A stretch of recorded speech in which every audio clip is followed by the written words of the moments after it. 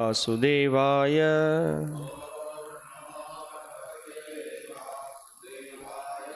Om Namo Bhagavate Vasudevaya.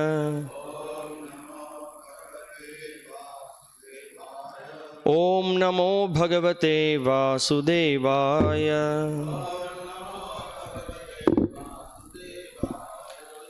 So we are reading from the Srimad Bhagavatam, Canto 10, Chapter 16. Krishna chastises the serpent Kaliya. Text number 58. Please repeat after me. Vayam cha tatra bhagavan sarpaha jati uru manyavaha katam tyajamaha tvat mayam dustyajam mohitaha swayam vayam cha tatra bhagavan sarpa jatyurumanyavaha katang tyajamastvan mayam dustyajang mohita swayam vayam cha tatra bhagavan sarpa jatyurumanyavaha katang tyajamastvan mayam dustyajang mohita swayam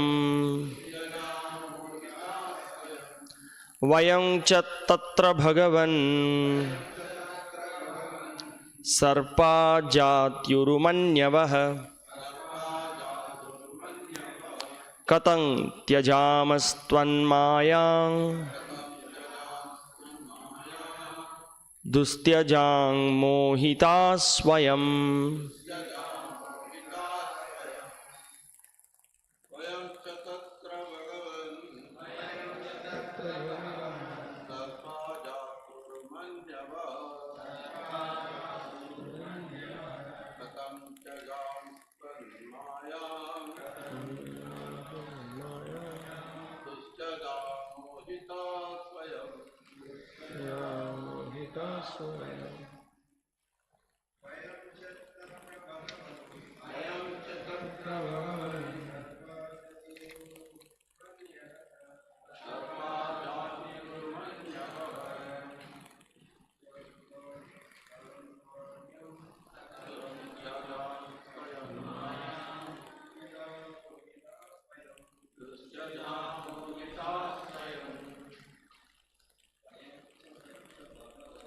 vayam cha tatra bhagavan sarpa jatyurumanyavaha katang tyajamastvan mayam dustyajang mohita swayam. And the Y and U, two letters are there. You should combine. You recite it as jatyuru, not jati uru. Jatyuru. You read like that. Anyone else?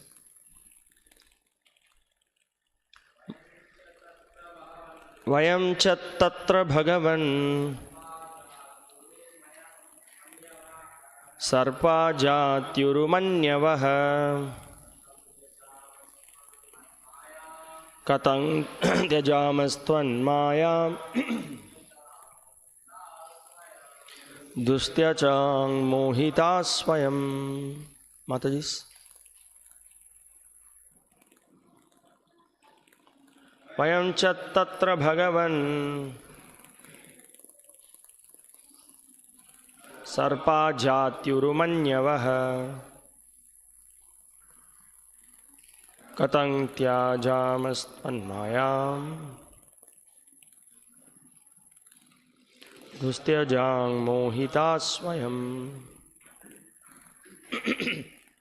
Vayam, we, cha, and tatra, within that material creation, Bhagavan, O Supreme Personality of Godhead,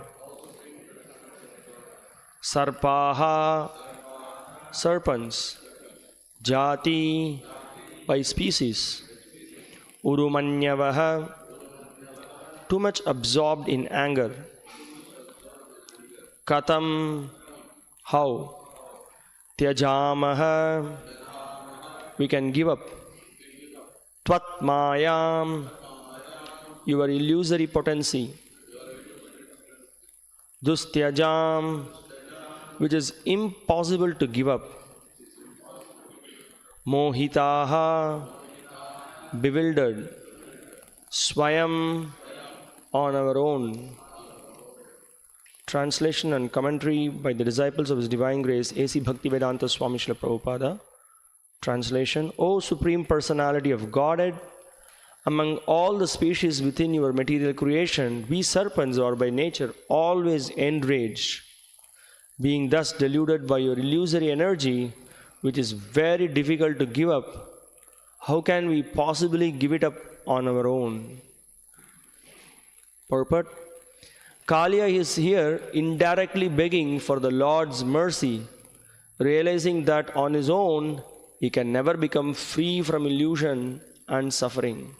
Only by surrendering to the Lord and obtaining his mercy, one can be released from the painful conditions of material life. Namo Vishnu Padaya Krishna Preshthaya Bhutale Srimate Bhakti Vikasa Swaminiti Namine. Namo Vishnu Padaya Krishna Preshthaya Bhutale Srimate Bhakti Vedanta Swaminiti Namine. Namaste Saraswate Deve Gauravani Pracharine Nirvishesha Shunyavadi Paschatya Deshatarine. Jaya Sri Krishna Chaitanya Prabhu Nityananda Sri Advaita Gadadhara Sri Vasadi Gaura Bhakta Vrinda. Hare Krishna Krishna Krishna Hare Hare, Hare Rama Rama Rama Hare Hare.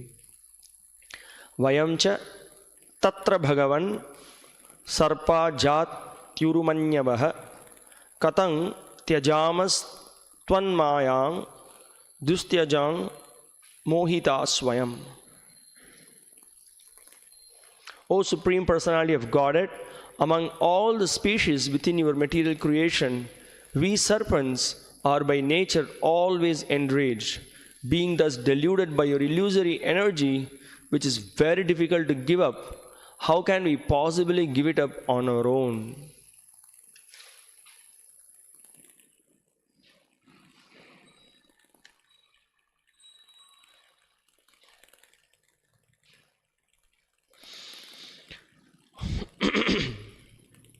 So Kaliya, having heard the prayers from their wives, he became very humble, and then he approached the Lord with utter humility. And we can see that he is immediately, in the verse number 56, we can see how he acknowledges his lower tendency, having got the body of a snake. What is the general attitude when somebody is in the body of a snake? He points out in verse number 56, he says, Tamasa Dhurgamanyavaha. He says that we are very ignorant by nature and also constantly angry. We all have this experience. When you just go near a snake, you can see even just immediately you can see how it becomes angry. That's the body. That particular body, when the jiva gets into that particular body, that's how he acts, that's how he responds. So he acknowledges that. And he also points out that Swabhavo Dyustajo Nata, very difficult to give up that Swabhava. Actually, this is also one of the important aspects in practicing Krishna consciousness. When we come in touch with a pure devotee, and when we come in touch with the scriptures, when we come in touch with the transcendental knowledge, we are being pointed out that we all have inherent natures. We all have our swabhava. We all have our conditioning. And we need to become a little humble to understand that. When we are very puffed up, we think that we are great and we have all great qualities and this and that, but when we come in touch with a pure devotee, specifically a spiritual master and a senior Vaishnava, they point out what are the defects that we have, or what are the lower tendencies we have, and they point out this specifically so that we can overcome that by the practice of devotional service and raise ourselves to the higher nature. So the first thing is to identify that we have a problem, right? That itself is a good progress. But the major problem with many of the conditioned souls is that they don't want to even identify that they have a problem. When you identify that there is a disease, then the disease can be treated, and the disease can be, you can give medicine and you can give treatment. But when you're just roaming around saying that I don't have disease, I'm pakka, I'm perfect, that's a problem. So here, this is again an expression of humility. He just outpours. He says that yes, this is the nature. I'm completely envious. Three things he points out. I'm completely envious. I'm ignorant, and I constantly move around with anger. So much anger I have, and very difficult for me to give up this conditioned nature. Very difficult. And then he acknowledges in the next verse. He points out perfectly that actually, the Lord, my dear Lord, actually you are the master of the entire creation. There are 84 lakh species of bodies. Each and every body has got certain combinations of sattva, rajas and tamas.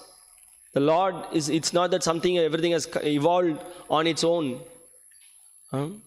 So it's actually, there was just 2 days back I was hearing one lecture of His Holiness Bhakti Vikas Maharaj. Very nicely pointed out the defect of Darwinian evolution. He said that the chicken is being cut, it's being ripped out. So it could evolve, it could have that understanding that, okay, let me get into a better body, let me not be caught by let me not be cut. But such kind of an evolution doesn't happen. So, but the point is that everything, the entire creation is under the control. Karmana dhaiva netrena. The Lord, under the supervision of the Lord, through His various energies and other deputed demigods who act as ministers, they have a control over everything. It's not that things are out of control. Completely under the purview of the Lord, everything is happening. So here Kaliya is addressing the Lord. My dear Lord, you are the primary creator, and Brahma is the secondary creator, and everything is under your control. Everything, what is the situation of every single living entity, what is the situation, what is his previous karma, what he is undergoing, everything but still, as you remain as a neutral person. Right? Krishna says in the Gita, right? Upadrashta Anumanta. He's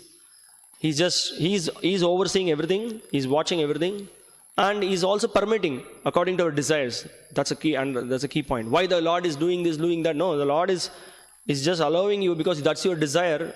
We have a particular desire and we want to achieve that. So if we have sufficient karma, He allows that. It's not that He is pushing us to do something, but because of our stubbornness and we want to turn our face away from the Lord and we want to do that. So the Lord is facilitating that also.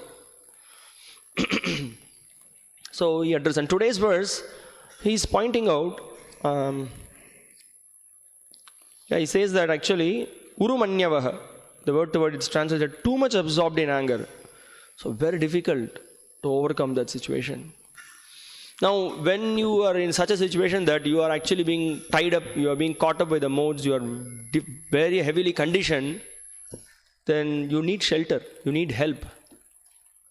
No, I'll manage by my own strength, I'll do it I can. So that's not possible. So Kaliya, he came to a right conclusion. They definitely got the mercy of the Lord. One needs the mercy of the Lord to come to this situation, and to further overcome the conditioning, one should take shelter of the Lord. That's today's verse. Today's verse is all about that. Here he says that he says that it's very, very difficult to overcome the illusory potency of the Lord. It's not such an easy thing. So when Krishna says in the Bhagavad Gita, Daivi Esha Gunamayi, it's really Daivi. It's not that we take it for granted. I think Srila Bhaktisiddhanta Saraswati Thakur, or Srila Prabhupada, our own founder Acharya, he said that why devotees are not so serious. They take Maya very lightly. They're not serious about Maya. They said that. If we know what Maya can do to us, then we'll be very careful. We'll be very serious in practicing Krishna consciousness. But that's also the tendency of this material world. It makes everything, you become very familiar with everything after some time. And also, that's how Maya, it completely covers us. It puts us into illusion. And what is the greatest illusion? As Kaliya pointed out in the previous verses, he pointed out that asadgraha, considering this body to be all in all, or the expansions of the body, I, me, mine, my own son, my own daughter, my own relatives, my land, my possessions, and then you just completely get bewildered by that. So this is the effect of Maya. And we can see in the history so many people who have, till they die, they don't want to give up their possessions. They want to hold it. And because of the powerful illusory energy, they are thinking they are the masters. Prakrute kriyamanani gunai karmani sarvashaha ahankara vimudhatma. Krishna says he's a vimudhatma. He says he's not even muda. He says vimuda, the most foolish person, because he thinks himself to be the doer. And we can see here right from Kaliya, he thought he's a very powerful serpent. He has all the powers. He can handle the whole situation. Krishna just Dhamana Krishna. Krishna is called as Dhamana. He controlled Kaliya. A small boy. He was seeing from the external perspective, he was a small boy dancing on the hoods of Kaliya.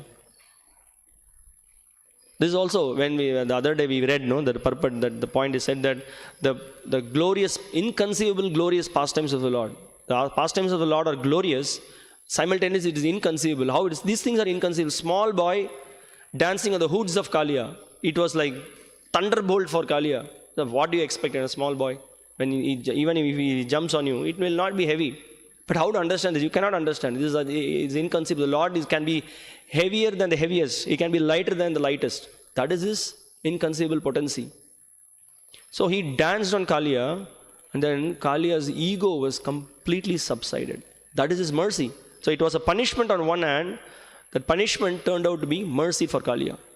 So Kaliya is now, with great devotion, is outpouring. He says that, my dear Lord, I need your help. I need your shelter. There is no way. Now they have come to a situation where he is requesting the Lord. Ultimately, you decide. You want to further punish me? You punish me. That's up to you. Or you want to release me? You release me. Whatever you know what is best, and you do according to your desire. So that's how he very nicely puts it here. But he acknowledged that, my dear Lord, I can just tell you that it's very difficult for me to overcome your illusory energy. And specifically this word is being used. How can we possibly give it up on our own? So give up that idea. You cannot give it on your own. Regarding the nature of the conditioned soul, the Mahabharata gives a very instructive lesson. That there was a Brahmana who went to take bath in the river, I think. When he was bathing, he saw a scorpion, scorpion doesn't know how to swim. So the scorpion was almost drowning inside the water.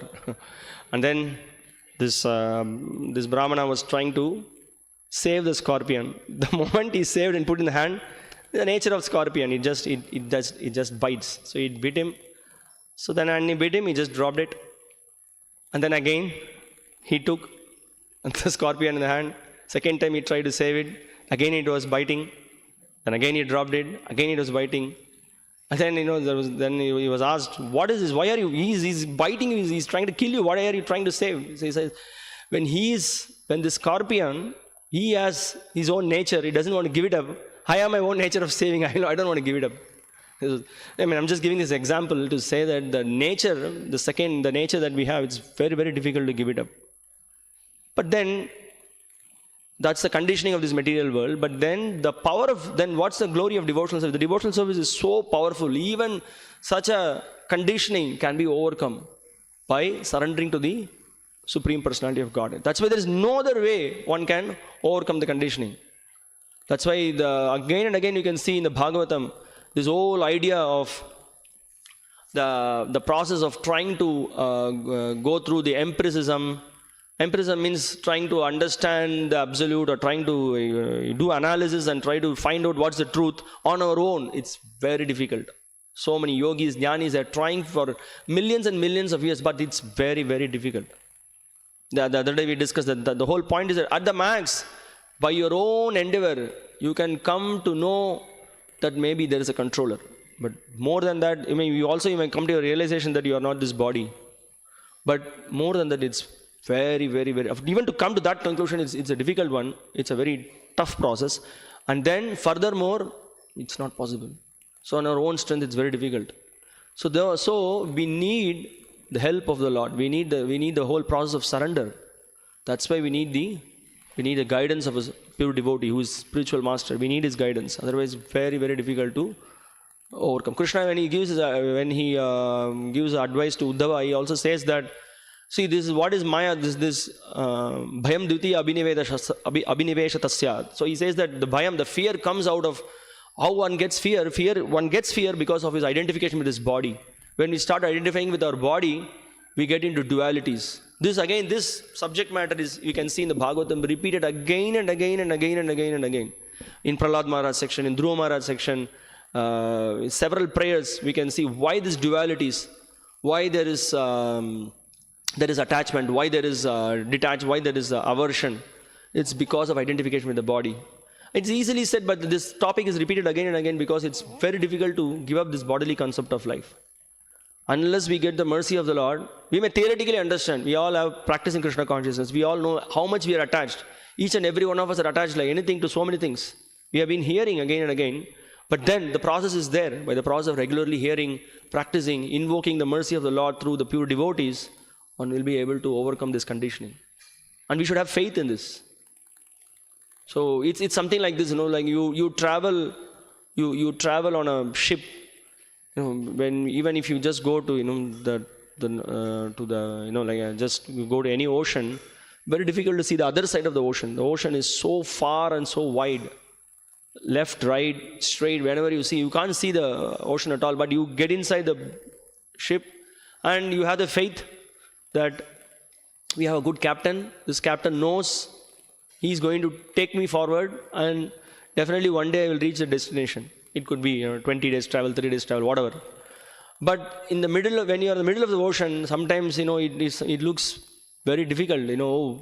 What is this? Where is the destination? Whichever direction I see, it appears a little hopeless. Everywhere, all the sides, it's just water. Whether we will reach or not. But we need to be patient. We need to stick to we need to have faith on the captain of the ship, and then just stick to the daily norms, whatever that you're doing, just stick to it. And then one fine day morning, we attain the destination. We reach the destination. But you have to hold on to the ship under the guidance of the captain. Similarly, in spiritual life, there are so many delicacies, but we need to be very, very hopeful and careful under the faith of the bona fide, under the instructions of the bona fide spiritual master, and then stick on to it. And Krishna says, Daivi Esha Gunamayi Mama Maya Durati Mam Evaye Prapadyanti Maya Metam Taranti. We need to have faith in the words of Krishna. Yes, by chanting the holy names of Krishna, by regularly hearing Bhagavatam, by serving in the association of devotees, by taking to the mission of Krishna consciousness, whatever service that is assigned to us, we take it with full heart and commit ourselves. We may be, having so many conditionings, different kinds of conditioning we will have. Doesn't matter. But this is the perfect process that is given. That if we have, the prerequisite is that we need to have faith, and we need to have basic knowledge of Krishna consciousness. With basic knowledge and faith, if we practice Krishna consciousness with sincerity, definitely we will be able to overcome by the mercy of the Lord. This is a word to be underlined once, twice, 100 times. By the mercy of the Lord and His pure devotees, it is possible. On our own, impossible. We should not even think that by my own strength I can do this, I can do that. No. Our strength is expressing our weakness to the Supreme Lord and His pure devotees. That's our strength. Then you can see here exactly that's what Kaliya is doing. Kaliya is saying that I am conditioned. I realize that it's not possible for me to overcome this illusion. You please help me. You please decide what you need to do. This attitude is so important. And that sets the whole mood in the practice of Krishna consciousness. That's why when you see Krishna is giving in the Bhagavad Gita, the 20 items of knowledge, the first 2 items he says, amanitvam, adhambitvam. We need to be humble and give up the pride. That attitude sets into a person when he realizes that there is no other anya ghati nahi. I mean, there is no other shelter other than Krishna. And then you can also see sometimes, when people, we can see when you hear the lives of some of the devotees who have joined the movement, when they tell their personal experience, they say that, okay, they had different hopes, they were in some good job, or they had some funds, they had a favorable situation, so they thought that maybe I will do it a little later. But when there are reversals that happens, some people take it in a very positive way, or in fact that's the right way one should take it. They think that, okay, this is an indication from Krishna that I need to give up the attachment. I need to take up to Krishna consciousness seriously. I need to dovetail my life in Krishna's service. So, and they realize that this is Maya. One devotee was expressing that he was trying to join the Hare Krishna movement full time. So he thought that, okay, I need to, I'm in a decent job. Let me actually work for some more time, maybe another 2-3 years, save a lot of money, and then when the situation becomes very, very conducive and favorable, I will do it. So he was thinking like that, but suddenly for whatever reason, he was struck with heavy disease for 2 months, something like tuberculosis, or he was struggling and suffering. And then he realized at that point that there is no one there to actually help. There were, even the devotees were helping, there were some relatives here and there, but he felt that actually there is no shelter. The real shelter is only the holy name, Krishna, and devotees. So he felt that after he got a little cured from the disease, he felt that, what am I doing? Why I have to postpone the surrender to the Lord? Why should I postpone? Let me give up my life in Krishna's service. So different devotees get different realizations.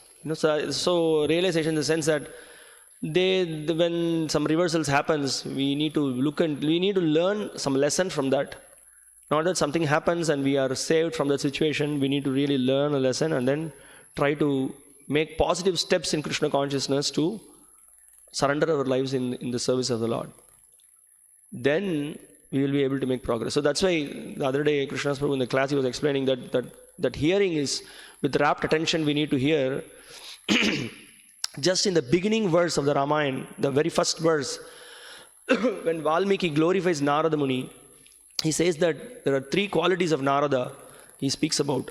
That one quality, he says that the Upanishads again and again repeat these terminologies. Shravanam, Mananam, Nididhyasam. Shravanam means giving very good oral reception, very attentively hearing the subject of the Vedas, or hearing from a bona fide spiritual master, or Shravanam. So Shravanam is very much required. Now, after Shravanam, another very important quality is Mananam. Mananam means you have heard and you have to contemplate on what you have heard. Contemplating means, for example, we have 5 subject matters of the Bhagavad Gita. There is Bhagavan, there is Jiva, there is Prakriti, there is Karma, there is Kala, the effect of the 3 modes. You hear about it, and then what you have heard, you should try to think about it, assimilate, and try to digest what you have heard. So that is called as Mananam. So as we said, he gave that example, Prabhuji gave an example that you hear, and then you hear this side and then leave it by this other side of the ear. It doesn't work like that. So that's why this is not some ritual we are having. So we have Bhagavatam class, we have Gita class. Every day did you read Prabhupada books? So by reading, by hearing, what we read, what we heard, we try to think about it. So then we get inspiration. We get inspired we just again and again, every day we remind ourselves, because Maya is so powerful. Maya's tendency is to make everything very familiar, dilute everything. So but when we come in touch with reading Srila Prabhupada's books, hearing from Srila Prabhupada, hearing from his bona fide devotees, immediately it reminds us of our Sambandha Jnana. Sambandha Jnana is, who am I? What is my relationship with the Lord? Why did I join the Hare Krishna movement? Why have I joined the ashram? What am I supposed to do? So all the things, this is contemplation. We think. And then, our ego gets subdued. We may, whatever false ideas, false notion we have, immediately it comes down.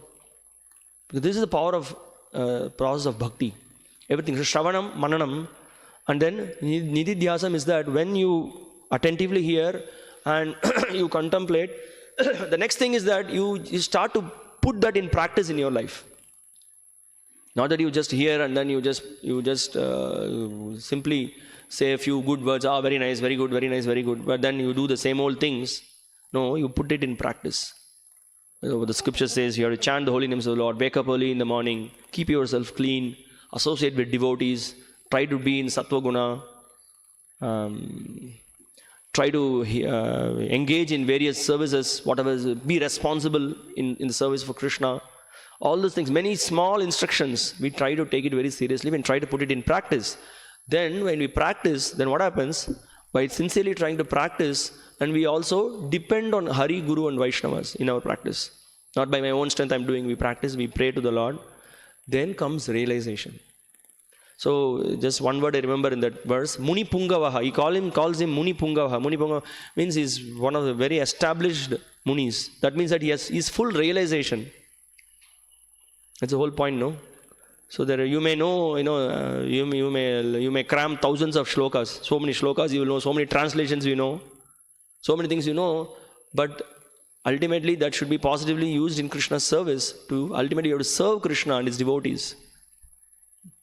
The other day someone gave a nice example. I think there was some short size I saw. I think it was Kadamakanand Maharaj. He said that, so you may, somebody may be very well equipped, they may have very good knowledge of various recipes. No?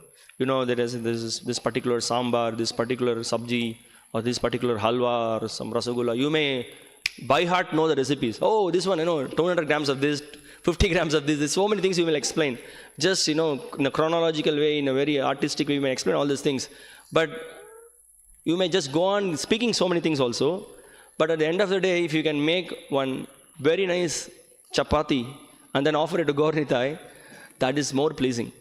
Instead of just speaking, if you just put it in practice. So that's something like that. You may study so many things, you may speak so many things, but one will get realization only when you put it in practice. That's why we see when we go out, we do programs, we encourage people, we give this knowledge, we try to encourage them to ask them to come to temple, and then they come here, then gradually they start to engage in service. They have to engage in service.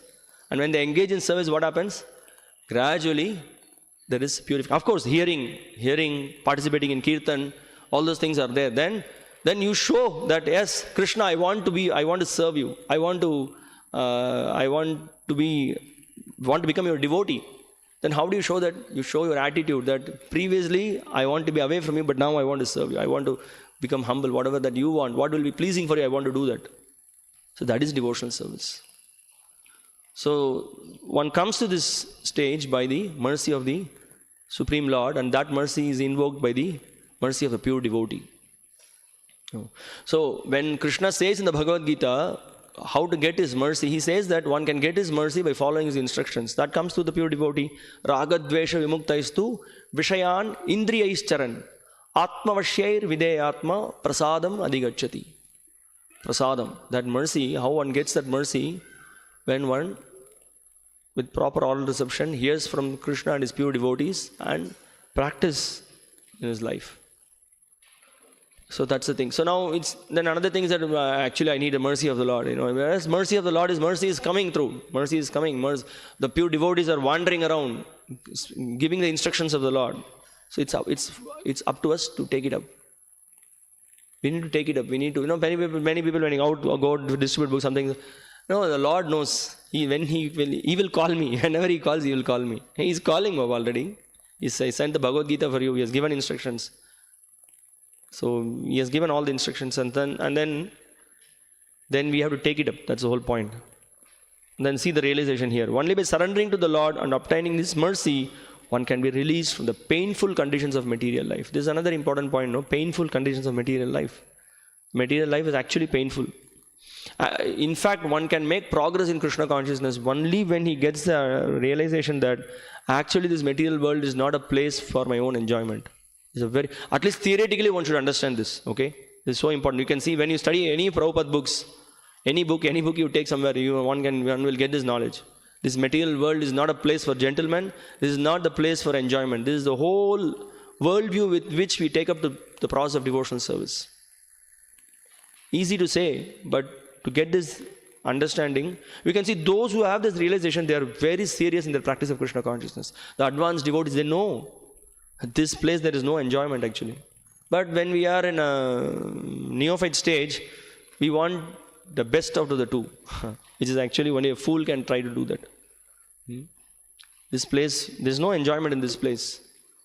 But at least when we repeatedly hear from the advanced devotees, from the Bhagavatam and others, then we may one day realize this. Okay, yeah, this is really not a place for enjoyment.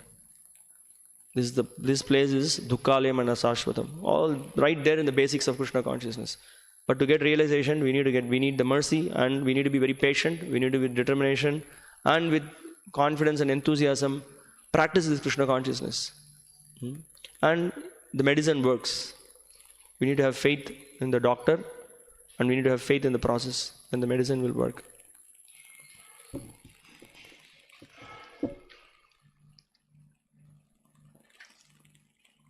Yeah, and also one other thing is that we can see here the attitude in which, what kind of attitude Kaliya had before and after the touch of the Lord's lotus feet, how his attitude completely got transformed.